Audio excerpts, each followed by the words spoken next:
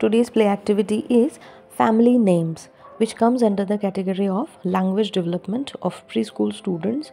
So this play activity can be shared with a preschool teacher or parent who have the children of the age 2 to 6 years old. The objective of this play activity is to increase vocabulary, to increase memory, to listen carefully, and to learn categories. For this, we need medium group of students. How we have to do this activity? Let the children form a circle, decide on the name of class or family. For example, fruits, red objects, food, animals, etc. Tell the children what you have chosen. For example, fruit.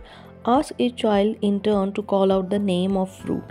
After some practice, children should not repeat the name of the fruit already called out. Change the family after a few rounds. Here one variation is possible. Same game can be played in the group of 4 or 5 children. The team leader will call out the name of a family.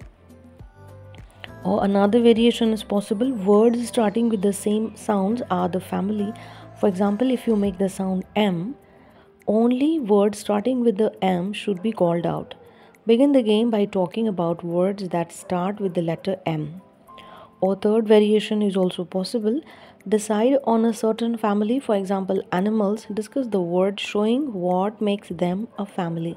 Call out a family word, then one that is not in the family.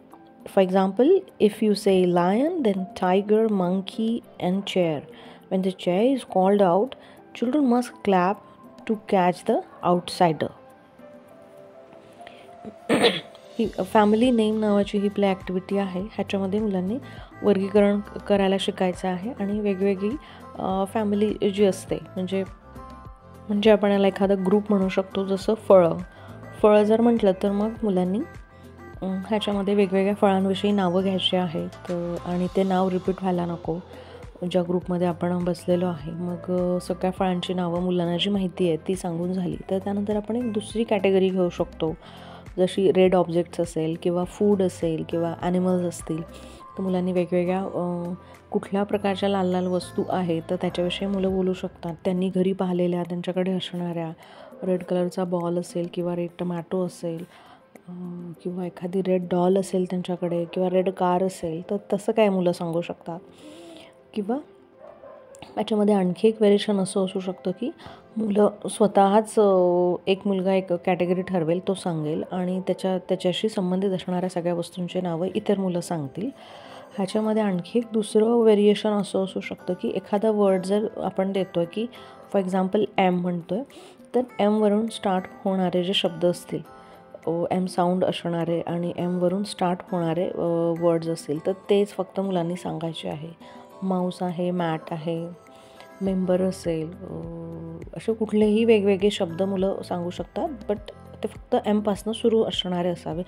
आणि असंच मग आपण वेगवेगळे शब्द घेऊ शकतो. जसं I असेल, एल असेल, एलपासनं सुरू होणारे, एमपासनं होणारे, टीपासनं अशा कुठल्याही शब्दापासनं अक्षरापासनं सुरू होणारे शब्द जे आहे ते मुलं हा गेम तसा खेळू शकतील.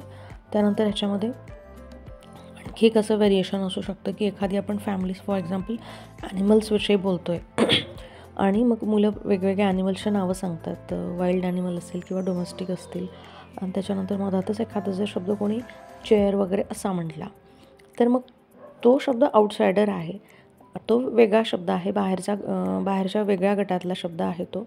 म्हणून मग तो जो शब्द ज्या मुलांनी म्हटला मग त्याला सगळे धरून सगळे त्याला पकडतील आणि मग अशा पद्धतीने हा एक मजेशीर आणि इंटरेस्टिंग गेम होऊ शकतो ज्यामध्ये मुलांची वोकॅब्युलरी तर वाढते, शब्दसाठा वाढतो, परत त्यांची मेमरीसुद्धा वाढते. म्हणजे मुलं लक्षात ठेवायला शिकतात की या कॅटेगरीमधले शब्द हे एवढे जास्त असू शकतात वेगवेगळे. तर ह्याचंसुद्धा मुलांना ज्ञान होतं आणि कुठलंही साहित्य न लागता आपण फक्त शब्दांवरच हा खेळ आहे त्यामुळे मुलांना मजासुद्धा वाटते.